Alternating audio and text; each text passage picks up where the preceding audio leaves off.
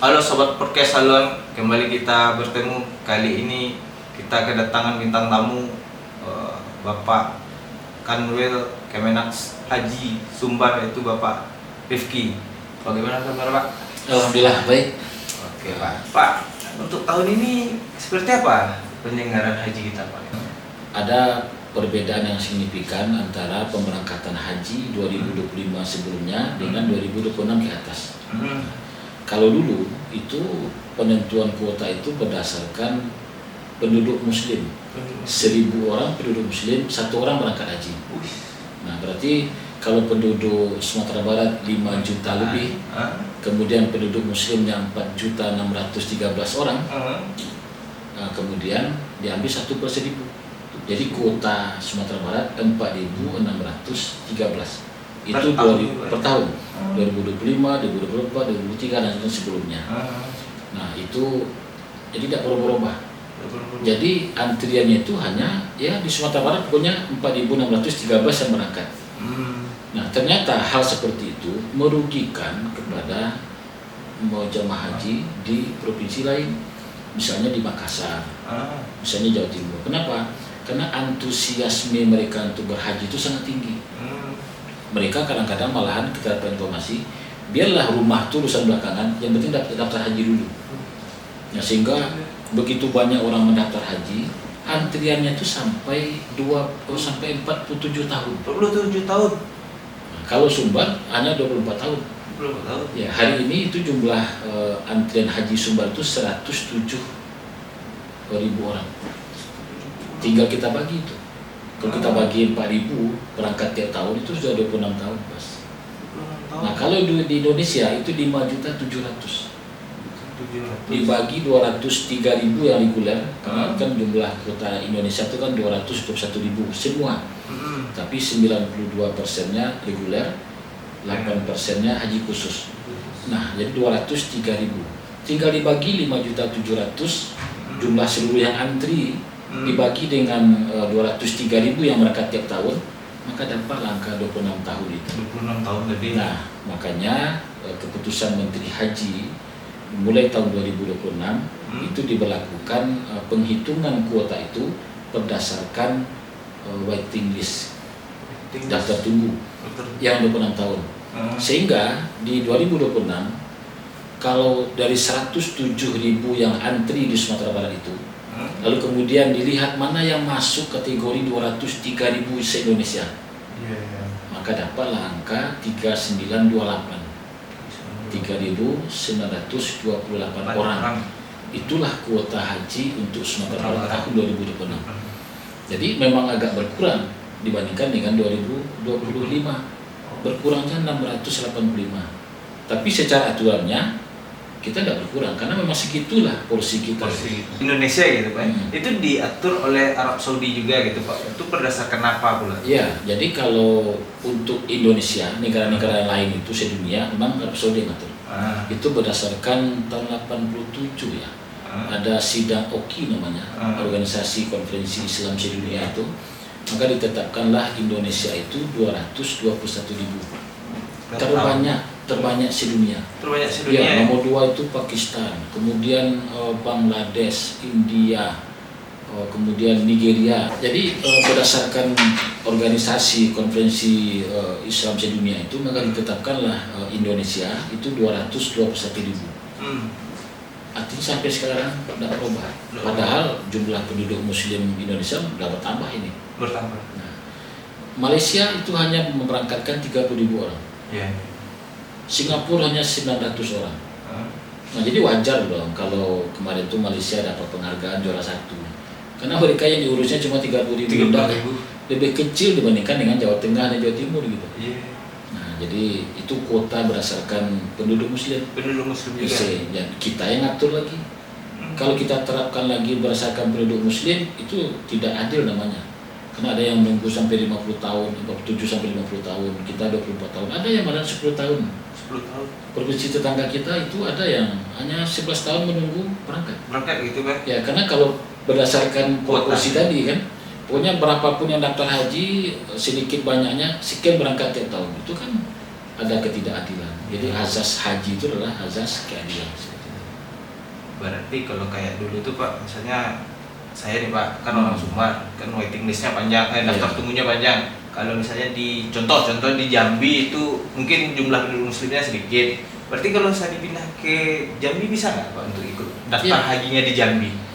Itu bisa saja kalau KTP-nya di sana. Jadi mendaftar haji itu berdasarkan domisili, berdasarkan KTP. Nah, berangkatnya bisa nanti di mana-mana. Misalnya orang yang dia kerja di sini di Padang ini, daftar haji, tahu dia pindah tugas kemana-mana gitu kan.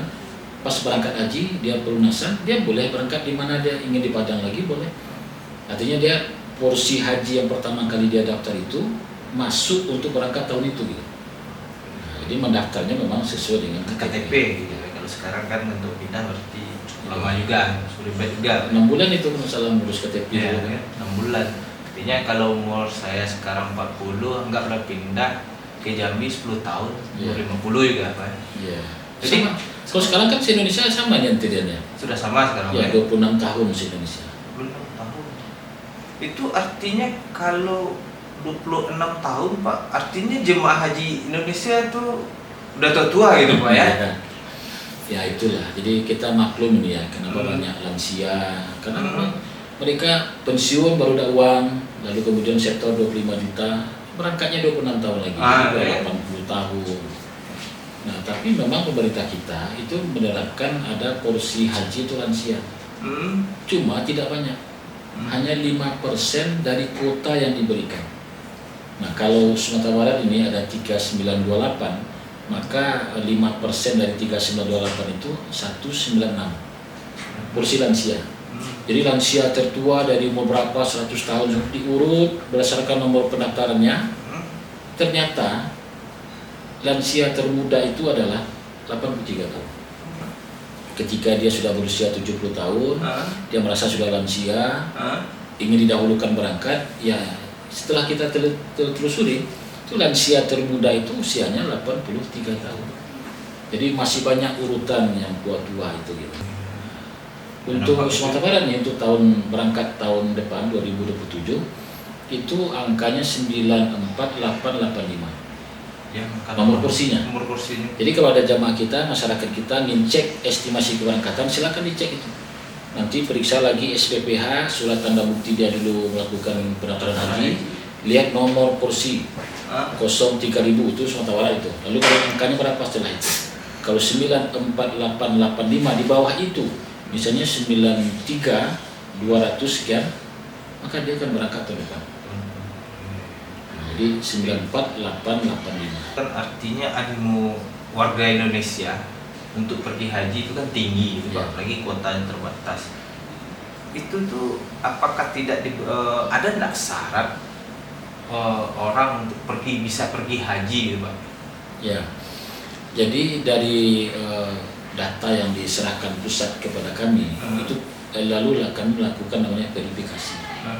Verifikasi itu dilihat data ini apakah masih hidup atau tidak. Karena kan sudah antri berapa tahun ya. Kalau yang sekarang ini kan sekitar 14-15 tahun ini yang berangkat tahun ini. Artinya 15 tahun yang lalu ya. Apakah dia masih hidup? Itu. Atau kedua, apakah dia sudah tidak sanggup lagi kesehatannya? Itu dicek, ditanyain itu kepada yang bersangkutan. Masih sanggup tidak? Mundur atau dilimpahkan porsinya ke anak dan seterusnya. Itu kita lakukan seperti itu. Nah, terkait dengan ada orang yang misalnya sudah berangkat haji dia, maka berangkat haji lagi berikutnya itu 18 tahun. 18 tahun lagi harus menunggu gitu. Ya, baru boleh mendaftar gitu. Boleh. Kalau mendaftar itu.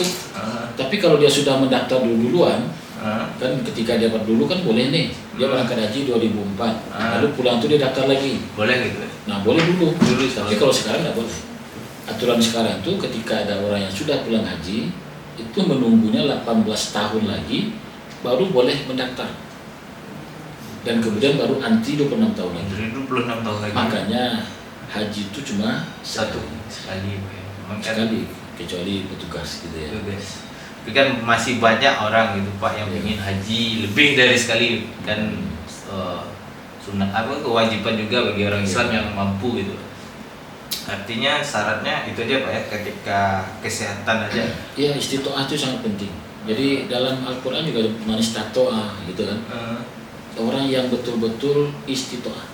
Istitoah itu tidak hanya dari segi uang, tapi juga dari segi akal pikiran misalnya kan. Kalau dia demensia selama situ kan tidak sehat akalnya. Iya, cuma juga gitu. Tidak mampu akalnya.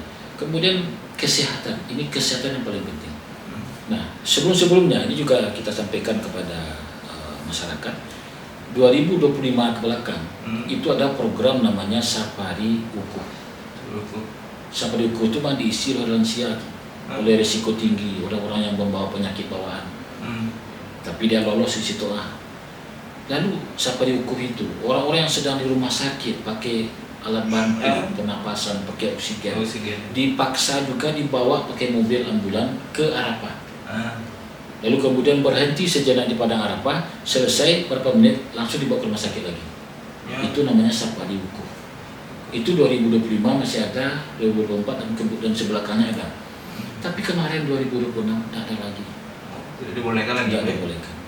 Dicoba juga kemarin oleh petugas membawa jamaah yang sakit-sakit itu, ternyata hanya bisa di pinggir Arafah ya. Tidak sampai dia di haji itu. Haji itu kan al-haji al-Arafah. Haji itu di Padang Arafah. Walaupun sebentar orang menjejakkan kaki di wilayah Arafah, dia sudah haji. Tapi kalau dia tidak sempat di Padang Arafah, ya tidak haji. Nah makanya tahun depan di 2027 istitoah ini akan lebih ketat lagi. Kan mubazir, jadi mubazir. Jadi ketika orang-orang yang sakit 2025 itu jamaah Indonesia berangkat naik pesawat belum sampai di Madinah dan 6 orang meninggal. Ya kan dia beribadah gitu kan. Baguslah dia serahkan porsinya ke orang lain, anaknya bisa mendoakan dia di sana. Nah kemarin juga banyak yang tidak bisa ngapain, sampai di Madinah di bandara langsung dievakuasi ke rumah sakit. Selama hidupnya di Arab Saudi itu di rumah sakit aja, tidak bisa dibawa ke Padang Arafah, lalu kemudian meninggal. Jadi makanya tahun depan 2027 istitoah akan lebih diperketatkan oleh Kementerian Haji dan Umroh. Artinya mungkin nih orang-orang yang udah tua gini Pak ya, apalagi masa tunggal itu kan mungkin butuh juga pencerahan Pak. Apakah mereka kan, saya udah bayar, saya sangat pingin lah ke haji gitu, tapi kesehatannya nggak mendukung. Itu apa bentrok dengan agama, dengan Islam itu sendiri atau gimana? Jadi dalam Islam itu kan ada rukun Islam. Satu syahadat, kedua sholat, ketiga puasa, keempat zakat. Zakat itu bagi yang mampu. Kemudian haji juga bagi yang mampu. Mampunya ini seperti apa nih Pak? Ini kan perlu dijelaskan juga Pak. Mampu secara ekonomi. Ekonomi itu tidak hanya untuk yang berangkat, tapi untuk yang ditinggalkan juga harus ada ekonominya. Satu. Jadi kalau ada orang yang mohon maaf berhutang-hutang dia untuk haji itu kan belum mampu sebenarnya. Nah, kemudian dari segi kesehatan, kesehatan itu juga penting. Kenapa? Karena 90% lebih haji itu fisik ya. Nah selama di Madinah saja itu 7 km sehari loh jalan kaki. 9 hari kita di sana ada 63 kilometer jalan kaki. Tawaf itu sekali putar itu 500 meter. Itu kalau di pelataran. Kalau kita dapat di atas 1 kilo itu. 1 kilo dikali 7 kali 7 kilo. Tambah sa'i bolak-balik sekian kilo pula. Belum lagi melontar jumroh yang jaraknya sampai 7,5 7 kilo, 4 kilo, 8 kilo pulang pergi. Itu bisa 4 hari, bisa 3 hari. Nah, belum lagi hal-hal yang lain.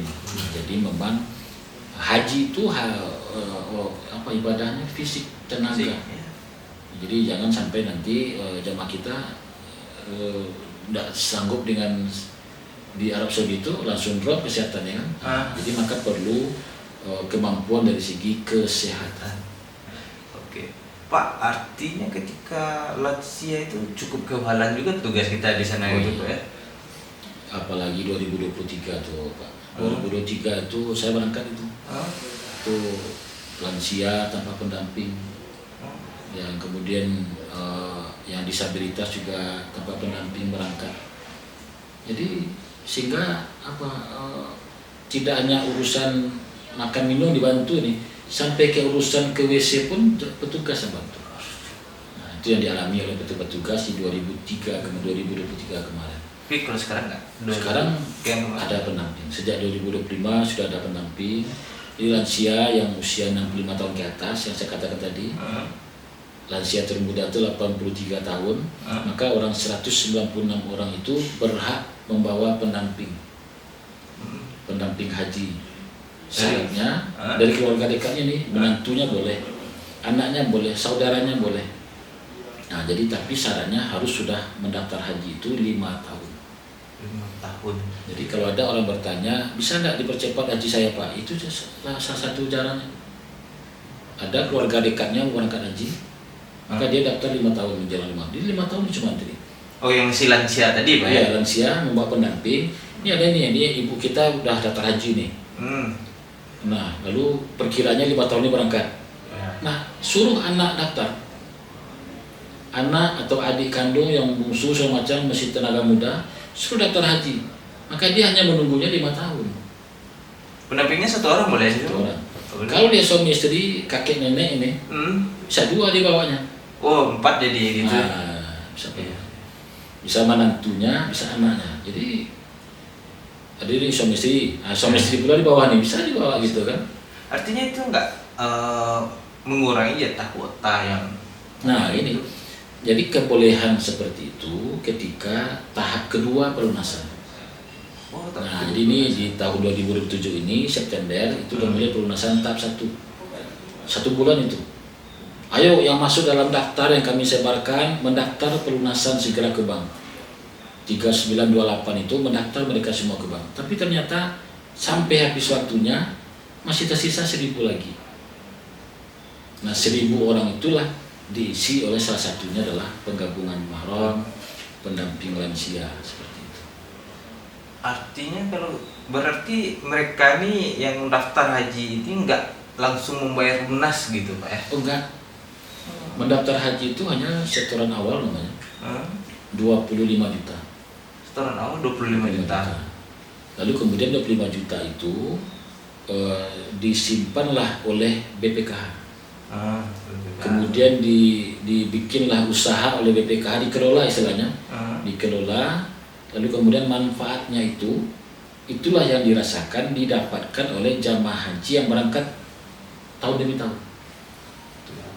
Jadi gini, ada namanya BPIH, ya, biaya penyelenggaraan ibadah haji. Kalau di Sumatera Barat tahun kemarin itu 81 juta. Biayanya. Jadi Bapak Ibu jamaah haji yang berangkat kemarin 2026 itu biaya hajinya 81 juta itu. 81 juta secara keseluruhan. Secara keseluruhan. Itu biaya penerbangannya, pemondokannya, transportasinya, konsumsinya semua. Termasuk di situ ada juga uang living cost untuk diserahkan kembali 81 juta. BP itu yang dibayarkan oleh jemaah. Berapa BP kemarin itu? Ya sekitar 45 juta. 40 jutaan lah. Nah sementara tadi 81. Jadi dari 81 itu dikurangi 40 juta itu, maka sisanya itu yang dibayarkan oleh negara melalui BPKH. Di mana uang itu dapat dari uang yang kita simpan 25 juta itu. Kan antri nih. Dia daftar 2013. Lalu berangkat 2026. 13 tahun itu uang yang dikelola oleh BPKH itu ada manfaatnya, itulah yang diberikan kepada jamaah yang berangkat. Enggak 120 yang seperti saya hitung tadi enggak Pak ya? Enggak. Jadi itu mereka itu berangkat karena mendapatkan pelimpahan porsi. Ya. Di undang-undang kita, di aturan Kementerian Haji dan Umroh itu membolehkan berangkat haji di usia 13 tahun. 13 tahun syarat. 13 tahun. Jadi kemarin itu ada tuh yang berangkat 13 tahun. Kenapa dia dapat? Karena dia menggantikan orang tuanya meninggal dunia. Ini ada suami istri nih, mendaftar haji, sudah antri dia 13 tahun, tahu-tahu wafat 1 orang. Nah porsinya tetap hidup, nomor tiketnya tetap hidup. Lalu kepada siapa diserahkan? Kepada anaknya atau ahli warisnya. Ahli warisnya. Maka musyawarah ahli waris menentukan siapa yang berangkat. Usia minimalnya 13 tahun waktu kemarin tuh. Tapi kalau aturan sekarang itu 15 tahun. 15 tahun karena Arab Saudi hanya menyetujui seseorang balik itu 15 tahun katanya.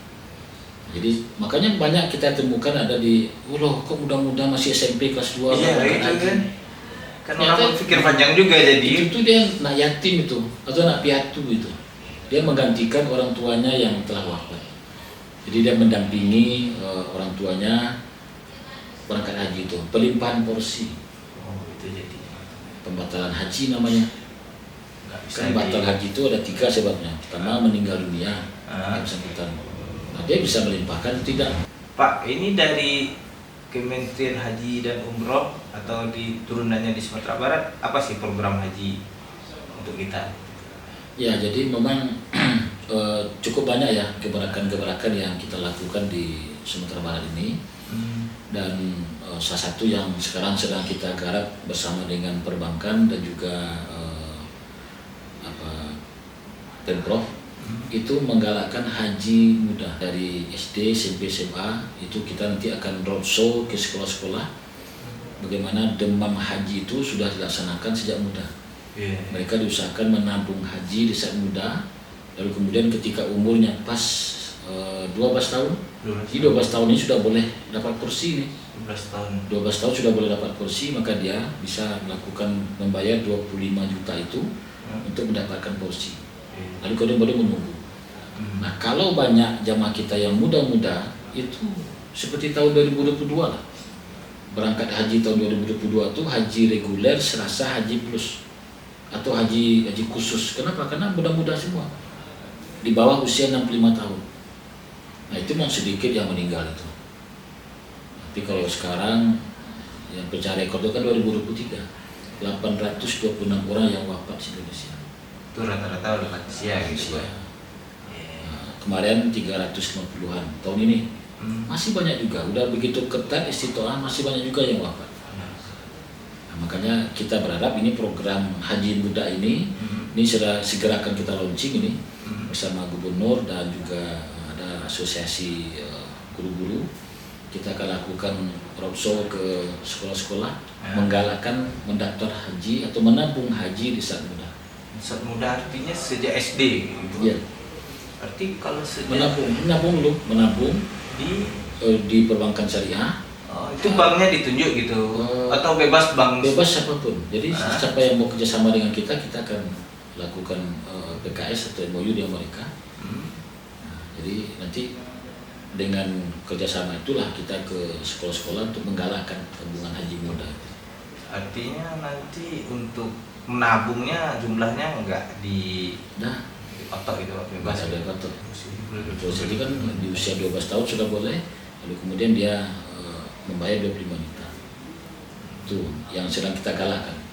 Yang kedua ini ekosistem ekonomi haji dan umroh. Ini baru ini. Itu seperti apa? Ekosistem ekonomi umroh itu adalah bagaimana haji dan umroh itu berdampak ekonomi kepada masyarakat. Ya. Seperti apa? Menarik ini. Contoh kemarin itu pesawat haji itu biasanya kan satu jamaah itu kan membayar tiket 4 kali itu. Satu mengantarkan, kedua pulang kosong, ya kan? Sudah sampai di Madinah, pesawatnya balik lagi kosong. Iya. Kemudian menjemput jamaah ke Arab Saudi kosong. Dia pulang tanah air 4 kali. 4 kali. 2-0 berisi gitu. Iya, 2-0 berisi. Jadi bisa dikatakan kemarin itu 30 jutaan itu biayanya itu 4 tiket. 4 kali. Tahun kemarin 2026 sudah ada inovasi terbaru. Di Sumatera Barat jamaah haji dijemput ke Madinah kemarin itu sudah diisi pesawatnya dengan jamaah umroh. Oh, jamaah umroh. Penuh itu pesawatnya. 393 orang penuh pesawat umroh. 3 kloter. Kenapa? Karena kita kemarin 3 kloter. Itu ekosistem ekonomi haji dan umroh. Tahun depan 2027 itu lebih hebat lagi. Direncanakan pesawat yang membawa jamaah dari Padang ke Arab Saudi harusnya pulangnya kosong.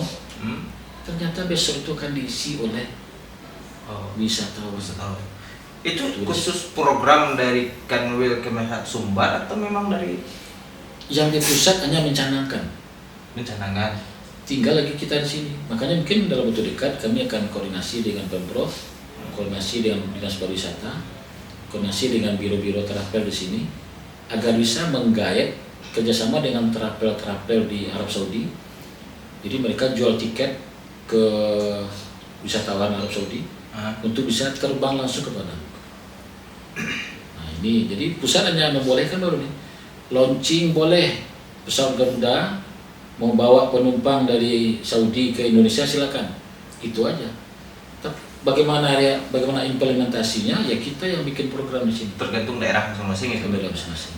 Artinya itu kan dampak ekonomi ya, pastilah dampak ekonomi itu. Bayangkan orang Arab nanti ramai di sini kan di Sumatera Barat. Nah bisa nggak 42 hari kita bikin program. Seminggu dia di Bukit Tinggi, seminggu di Alan Panjang, seminggu di Mandeh, seminggu di Padang. Oh, jadi 40 hari dia enak di Padang nih kan.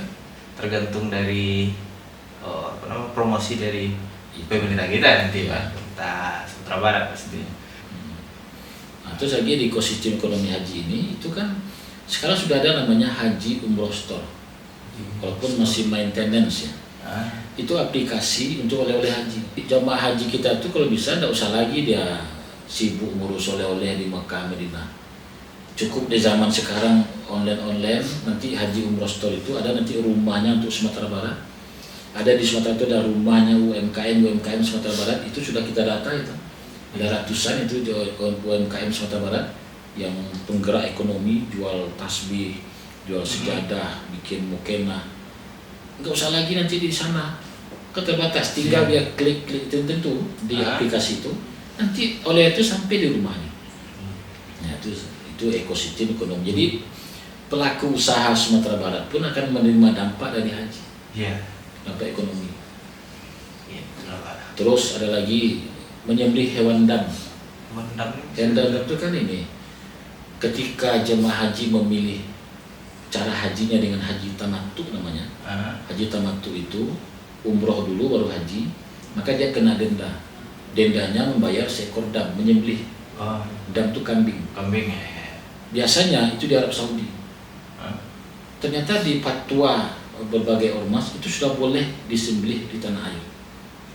Bayangkan kalau 4.000 jamaah Sumatera Barat, 2.000 saja 50% memilih menyembelih hewan damnya di Sumatera Barat.